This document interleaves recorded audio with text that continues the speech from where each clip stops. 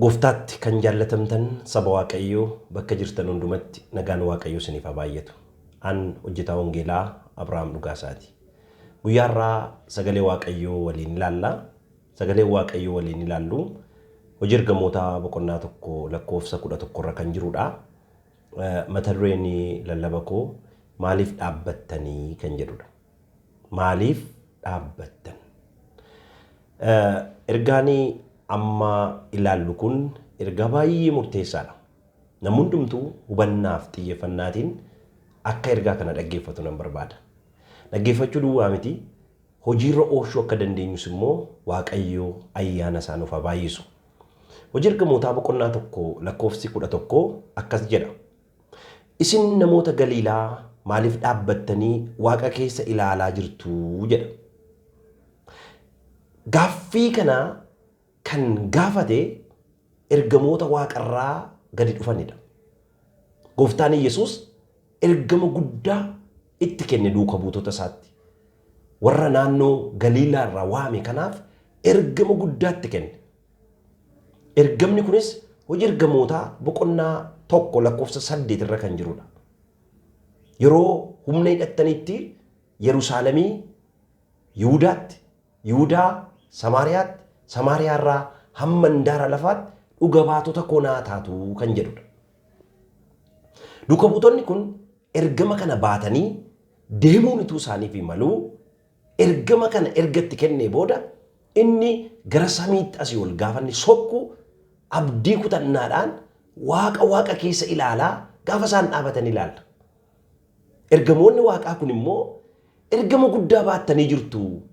Abboommi guddaa isinii kennamee jira. Deemuutu isinii malaa, fiiguutu isinii malaa, malee yerootti dhaabattan miti ergaa jedhu fakkaata kan isaan gaafachaa jiran. Maal ittiin jedhanii? Isin yaa namoota Galiilaa maaliif dhaabbattanii jedha. Sirriitti dhaggeeffadhaa woordii kana. Maaliif dhaabbattanii Waaqa keessa ilaalaa jirtu jedha. Maaliif Waaqa keessa ilaaltu? Deemuutu isiniif malaa. Ergama guddaa qabattanii jirtu. Gaaffii kana duuka buutota Gooftaa Yesuustu gaafatan. Ergamoonni Waaqarraa dhufanii hin dhaabatinaa deemaa ittiin jedhan. Eenyuun? Duuka buutota Gooftaa Yesuusiin. Maaliif ergaa baattanii jirtu?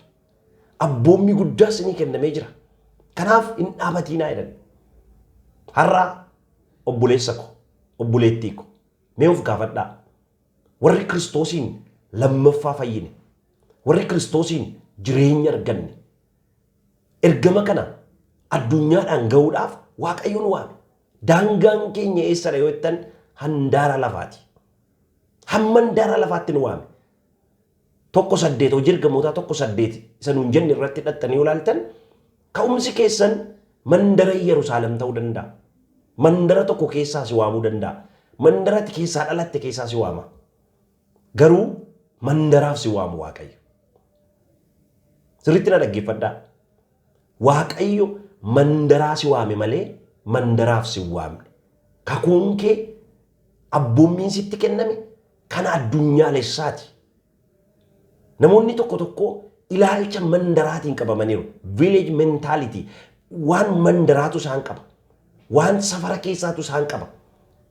Kanaaf mandara keessan keessaa Yerusaalem keessaa baatanii eessa deemtu jedhee Yihuudaa irraa Samaariyaa amma handaara lafaatti deemtu. Maal baattanii? Wangeela qabattanii. Sagalee misiraachoo baattanii. Sagalee kana baattanii maaliin jedhinaa? Hin dhaabatinaa. Maaliif dhaabbattu jedhan? Har'a obboleessa koo gaaffii hin qaba. Akkuma ergamoonni Waaqarraa gad dhufanii gaaffii kana gaafatan, ani immoo obboleettii koo siinan gaafadha. Obboleessa koo siinan gaafadha. An ofii koos ofan gaafadha. Maaliif dhaabbanne? Maaliif dhaabbatte obboleessa koo? Maaliif dhaabbatte obboleettii koo? Waldaan kiristaanaa ergama kana galmaan ga'uudhaaf waamamte. Akka isheen deemtu waamamte. Garuu waldaan kiristaanaa dhaabbattee jirti. Waldaan kiristaanaa maaliif dhaabbatte? Ergichi kuni akka nuun dhaabannu kan nama godhudha miti. Fiigneeyyuu hin dandeenyu. Ariitiidhaan deemneeyyuu qaqqabsiisuun baay'ee ulfaataadha. Garuu nuun daganneerra. Of dagannee warra kaanis dagachiifneerra. Ofii callisnee warri kaanis akka callisan gooneerra. Har'a ergaan kun obboleessa koo siifi. Obboleettii koo siifi. Ergaa kana warri dhagaa jirtan hin dhaabbatinaa. Mata dureen lallaba kanaas maaliif dhaabbattan kan jedhudha. Maariyaam Falaalaa Maatiyos boqonnaa 28 lakkoofsa 8 irra deemtanii gaafa laaltan awwaalcha gooftaa isaanii urgooftuu dibuudhaaf halkaniin kaanii deeman. Gooftaa isaan eeggatan. Gooftaa isaan abdachaa turan. Du'a moo'ee dhagaa galagalchee akka inni ka'e sagalee misiraachuu dhaga'an. Sagalee misiraachuu kana gaafa dhaga'an akka duuka buutota kanaa dhaabatanii dafne, fajajanii dafne, sodaachaa, rom'aa, fiigichaan du'aa ka'uu Yesuusiin labsuudhaaf hin ariifatan, hin fiiganidha. Hin fiigan. Har'a kan nurraa eegamu isa kanadha. Fiiguun nuuf mala. Ergama kana galmaan ga'uudhaaf fiiguun nuuf mala. Duuka buutonni gooftaa Yesuus Maariyaam faa hin fiigan ergicha dhageessisuudhaaf. Warran misiraachoon kun isaan hin qaqqabne qaqqabsiisuudhaaf hin fiigan. Har'a obboleessa koo misiraachoo kana dhalootaan ga'uudhaaf fiigi. Ariifadhu. Namni tokko gaafa dubbatu akkas jedha. Yoo dandeesse barrisi jedha. Barrisuu hin dandeessu taanaan fiigi jedha. Fiiguu hin dandeessu taanaan adeemi jedha. Adeemuu hin dandeessu taanaan jilbaanuu daa'imi jedha. Garuu deemuurraa duubatti hin jedhin jedha. Deemaa gara fuulduraatti. Sagalee misiraachoo kana dhageessisuudhaaf deemaa. Ergama guddaa nutti kenname. Sababiin isaa waldaan kiristaanaa deemuun utuu si'eefi maluutii calliftee jirti. Iddoo tokkotti walitti kuufamtee teessi. Ilaalaa har'a faarfannaan hin hafne. Lallabnis nutti hin hir'anne. Barsiisnis nutti hin hir'anne. Ergama gooftaan nutti kenne. Sagalee misiraachoo kana dhalootaan ga'a. Misiraachoo kana guutummaa addunyaan hamma handaara lafaatti geessisaa isa jedhu garuu dagannee jirra. Duuka buutonni gooftaa Yesuusis ilaaltaniitti yoo ta'e hamma handaara lafaatti deemtu ittiin jennaan hamma handaara lafaatti deemuu dhiisanii Yerusaalemitti walitti qabaman. Isaan gidduu hiyyeessi hin jiru. Qabeenya isaanii gurguranii miila duuka buutotaa jala kaa'u turan. Kennaan fayyisuu jira. Kennaan dinqii hojjechuu jira. Kennaan raajii jira. Faarfannaan jira. Wanti hundumtu guutuudha. Kennaan hafuuraa guutuudha. Ergama gooftaa Yesuusitti kenne garuu dagatameera. Innis maalidhaa? Sagalee misiraachoo kanaa Yerusaalemii ba'anii Yihudaatti, Yihudaarraa Samaariyaatti, Samaariyaarraa hamma handaara lafaatti wangeela kana qaqqabsiisuu geessisuun isa jedhamu garuu dagatanii jiru. Waaqayyoo ergama kana yaadachiisuudhaaf hojii ergamootaa boqonnaa 1:8 irratti ergamatti kenne kana waan dagataniif boqonnaa sana galagashitanii yoo ilaaltan boqonnaan 8:1 irratti waldaa ishee Yerusaalem turte keessatti ari'atama guddaatu ka'eedha. Ari'atamni guddaan ka'e kun duuka buutota biyyoota hundumaarraa akka isaan bittinnaan isaan godhe. Lakkoofsa 5 irra deemtanii gaafa dubbistan immoo biyya deeman hundumaatti sagalee misiraachoo kana wangeela kana lallabaa naanna'aniidha. Jarri kun Waaqayyo ari'atama irratti kaaseetu akka isaan wangeela lallaban isaan godhe. Guutummaa addunyaatti deemanii wangeela lallabuu danda'an. Har'a Waaqayyo jaalalaan nu gaafachaa jira. Ituu gara dirqamaatti hin deemin nu gaafachaa jira. Wangeela kana lallabaa hin dhaabatinaa. Mana tokko keessa kuufamtanii hin taa'inaa. Bishaan kuufame argitanitti yoo ta'e lafa wal hormaata ilbiisa garagaraati. Lafa wal hormaata biimbiiti. Lafa wal hormaata bookee busaati. Waldaanii cal jettee walitti sassaabamtee teessus hojii dhuga ba'umsaan hojjennes lafa walitti qabama dubbiiti. Lafa walitti qabama hamiiti. Lafa walitti qabama jibbaati. Bishaan kuufame yeroo kamiyyuu dhukkuba horachuunsa waan hin oolleef. Waldaan kiristaanaa deemuun ituu isheefii malu, fiiguun ituu isheefii malu walitti qabamtee taa'aa jirti taanaani yakka guddaa raawwachaa jirti. Waldaan kuni maal qabatteetu taa'aa jirti jennee yoo ilaalle inni jalqabaa Waaqayyo akkasittiin jedhe ani yeroo hundumaa isin wajjinan jira jedhe. Ergama kanatti laatee gooftaan biraan hafne. Ergama kanatti laatee isaan hin dhiifne ani si wajjinan ta'attiin jedhe. Maatiyos boqonnaa 28 lakkoofsa 20 irra deemne gaafa laallu sagalee Waaqayyoo akkas jedha. Ani immoo hamma dhuma baraatti guyyaa hundumaa isin wajjin nan jiraa isaaniin jedheedha. Sagalee ajaa'ibaa Waaqayyo akkasittiin jedhe. Hamma dhuma baraatti guyyaa hundumaa al tokko tokko miti. Darbee miti. Yeroo hundumaa gammachuutti, gaddatti, argachuutti, dhabuutti, mijachuutti, mijachuu baachuutti hundumatti guyyaa hundumaa ani si wajjinan ta'a ittiin jedhe. Waaqni ergama kana sitti kenne kan si biraan hafne. Ani si wajjinan ta'a kan siin jedhe. Ani si wajjini kan siin jedhe. Waaqa jabaa qabda. Waaqa jabaa kana baatanii, Waaqa hundumaa danda'u Elshaadaa isa ta'e baatanii, Waaqa guddaa ta'e baatanii callisuun, dhaabbachuun nama gaafachiisa. Maaliif Waaqni kun si biraan hafne guddaadha, hin danda'a, jabaadha, gochuu danda'a. Si biraan moo hafne ani si wajjinan ta'a siin jedhe. Ani si wajjinan ba'a siin jedhe. Maal of harkaa qabu jennee gaafa laallu inni lammaffaan humna guddaa isaan hidhachiise. Humna guddaa isaan hidhachiise. Humna gararraasa ta'e. Innis hafuura qulqulluu Waaqa hundumaa danda'u ammas. Kana hojii ergamootaa boqonnaa 1 lakkoofsa 8 irra deemtanii gaafa laaltan hafuurri qulqulluun yommuu isinirra bu'u humna ni godhattu ittiin jedhe. Hafuurri qulqulluu yommuu isinirra bu'u humna godhattu. Kun yeroo waadaaf isaaniif galuudha. Hafuurri qulqulluu garuu guyyaa 50ffaatti isaanirra bu'e. Isaanirra buufate. Humna hidhatan. Hin deemu ennaan mana cufatanii ta'an. Hin deemu ennaan taa'anii tajaajilli isaanitti ta'ee, faarfannaan isaanitti ta'ee, raajummaan isaanitti ta'ee, waan hundumtuu isaanitti ta'ee iddoo tokko taa'uu barbaadan. Waaqayyo garuu kan hin barbaanne. Baa Yerusaalemii Yihudaatti ce'aa. Yihudaa irraa Samaariyaatti darbaa. Samaariyaa irraa mandaara lafaatti naa deemaa. Maaliif? Ani si wajjinan jira. Inni lammaffaa humna hidhattan. Humna hidhatanii taa'uu hin danda'an. Humni kun humna hojii hojjetudha.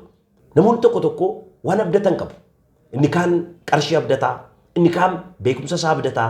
Inni kaan fira qabu abdata.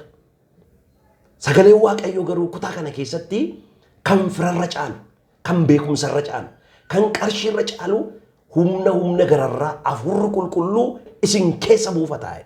Gaafa hafuurri qulqulluu si wajjin ta'e isa hin dandeenye si dandeessisa.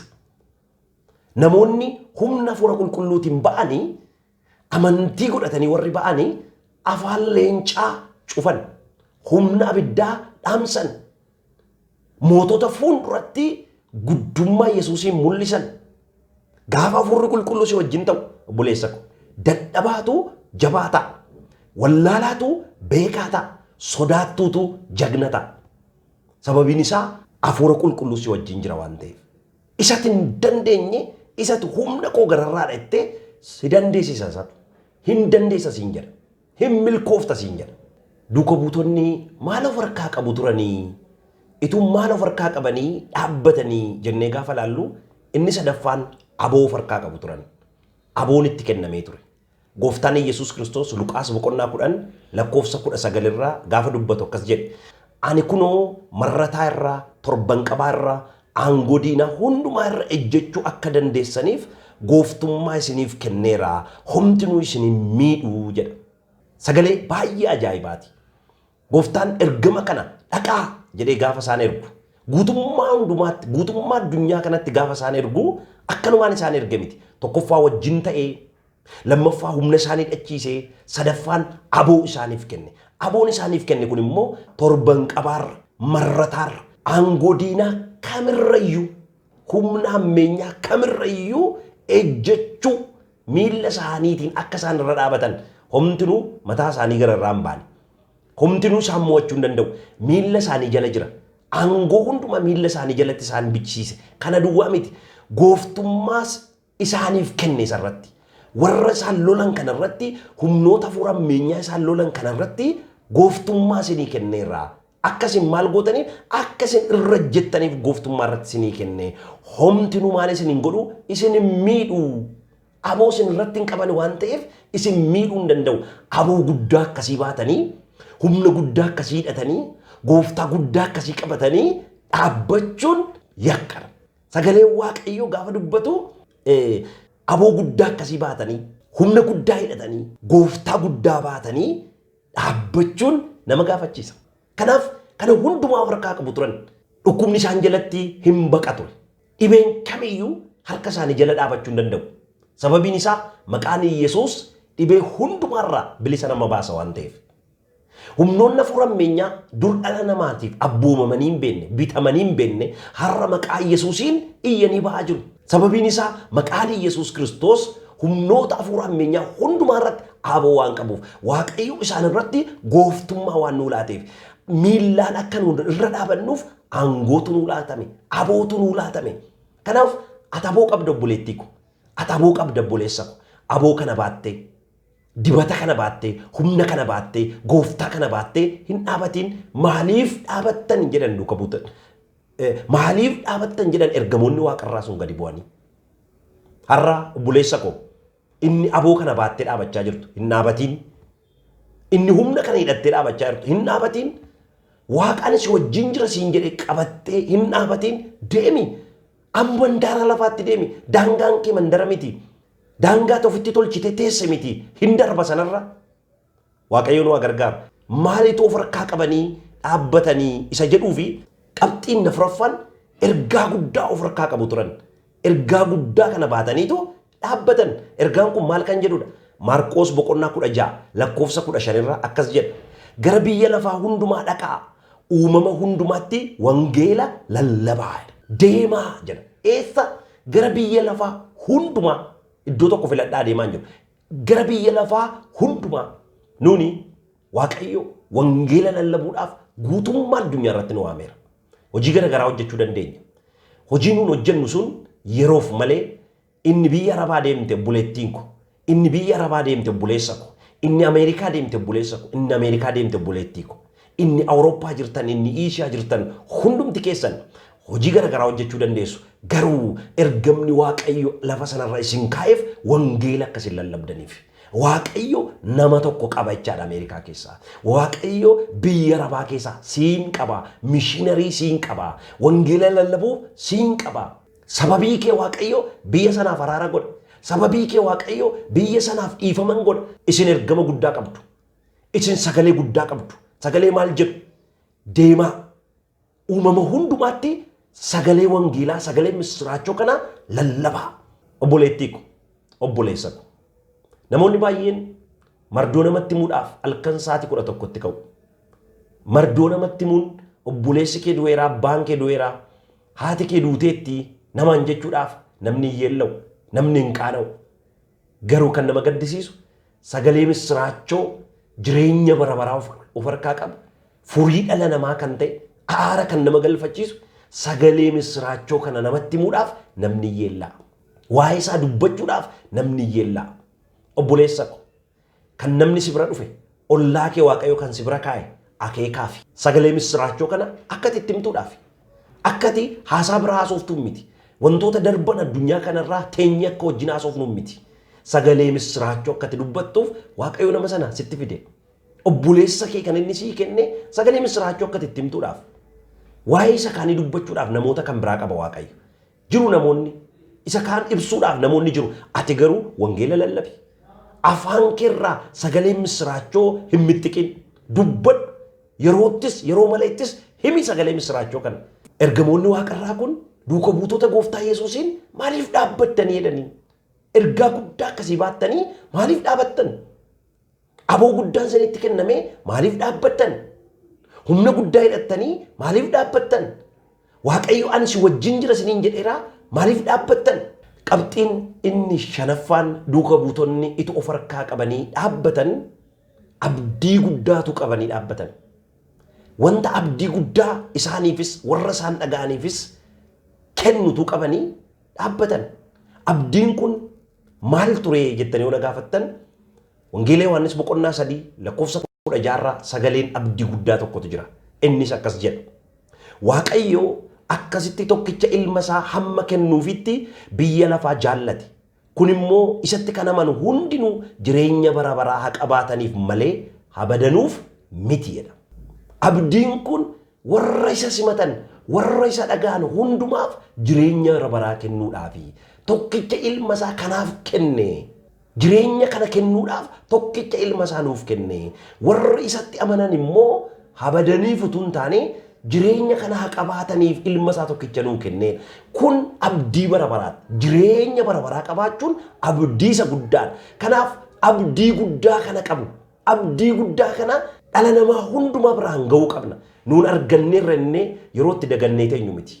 Warri kaan abdii bara baraa kana akka isaan qabaataniif, abdii bara baraa kana keessa akka isaan jiraataniif gahee guddaa qabna. Dhalootaan ga'uudhaaf, dhaloota biraan ga'uudhaaf har'as Waaqayyo nu waameera. Obboleessa ko, obboleettii ko, ati abdii argatteetta. Ati ifa kan argatteetta. Ati jireenya kan argatteetta. Garuu warri kaan hin arganne. Dallaa nuun keessa jirru alatti Waaqayyo dallaa alatti nama baay'ee qaba. Kan gara dallaa isaatti waammachuu barbaadu. Hoolota baay'eetu jira. Innati lallabdu kun, innati dubbattu kun abdii qaba, jireenya qaba. Akkanumaan miti. Akkanumaan miti. Abdii waan qabuufidha. Sagaleen kun sagalee hojjetu waan ta'eefidha. Sababa kanaaf maal goonu jennee gaafa laallu inni jalqabaa yeroon isaa baay'ee deemaara. Yeroon isaa baay'ee ariifachiisaadha.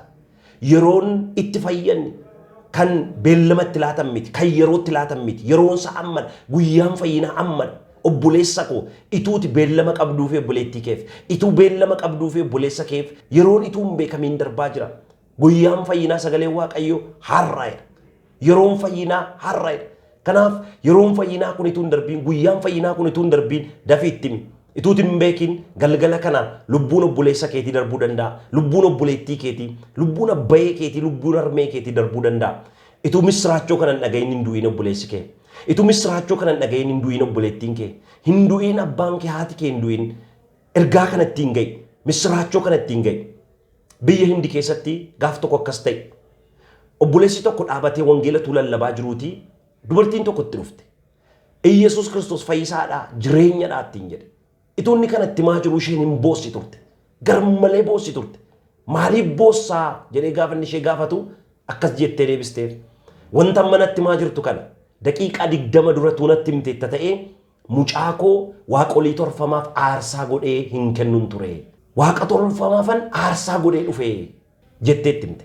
Obboleessa ko sakandii ati barfatteetti, daqiiqaa ati barfatteetti, sa'aatii ati barfatteetti, guyyaa ati barfachaa jirtu kanatti lubbuun tokko sirkaa miliqaa jirti. Abbayeen kee sirkaa miliqaa jiru, harmeen kee sirkaa miliqaa jiru. Obboleessi kee obboleettiin kee sirkaa miliqaa jiru. Seexanni sirkaa butaa jira. Ariifadhu obboleessa ko. Kan yeroon itti laatamu miti. Misiraachoon kun kan yeroon itti laatamu miti. Obboleessa keen misiraachoo kana gahi. Obboleettii keetiin misiraachoo kana gahi. Abbayee kee harmee keetiin misiraachoo kana gahi. Galfatati immoo sirra jira. Phaawulos gaafa dubbatu akkas jedhe. Ani wangeela kana lallabu taanaan wayyoo siif hin jenne. Wayyoo isiniif hin jenne. Wayyoo anaaf jedhe. Ofii isaaf wayyoo jedhe. Kanaaf obboleessa koo ati wangeela kana lallabdu taanaan wayyoo siif. Ani wangeela kana lallabu taanaan wayyoo anaaf. Kanaaf galfata nurka jira. Galfata wangeelaa. Kanaaf duuka buutonni gooftaa Yesuus ergama guddaa kana baatanii hin dhaabbatan. Hin dhaabatinaa jedhan ergamoonni waaqarraa dhufanii. Hin dhaabatinaa akkuma Maariyaam fa'aa misiraachoo sana fuudhanii fiigan. Ariifatanii achi ba'an. Nuunis ariifannee achi baanee lafatti qabamnee jirru baanee misiraachoo kana dhalootaan ga'uu keessatti gahee guddaa qabna. Waaqayyo bara keessan jireenya keessan haa eebbisu. Gabaabsinee Waaqayyoon hin kadhanna. Alfaaf Omeegaa jalqaba kan turte ammas kan jirtu darbites bara baraan kan jiraattu obboleessi koo obboleettiin koo ana dabalatee dhaabbannee jirra. Lafatti of daganne kanaa nu baasi. Gara yaada keetti nu deemsisi. Maqaa Yesuus Kiristoosiin arrabni keenya haasaa biraarraa bilisaa ta'u wangeela kee ija jabinaan dubbatu. Yeroottis yeroo maleettis dubbachuu akka dandeenyu. Sagalee misiraachoo kana dhalootaan ga'uu akka dandeenyu maqaa Yesuus Kiristoosiin ati nu gargaari. Nu wajjin ta'i. Nu milkeessi. Maqaa Yesuusiin harki kee dinqiin obboleessa koo wajjin haa ta'u. Harki kee ni dinqiin obboleettii koo wajjin haa ta'u. Waan gootu hundumaaf galanni siif haa ta'u. Kan nu gargaarus kan nu gargaaressidha. Ulfina isaa hundumaa ati fudhadhu. Maqaa Yesuus isa jiraataaf amanamaa jedheetii. Ameen. Waaqayyo bara keessan jireenya keessan haa eebbisu.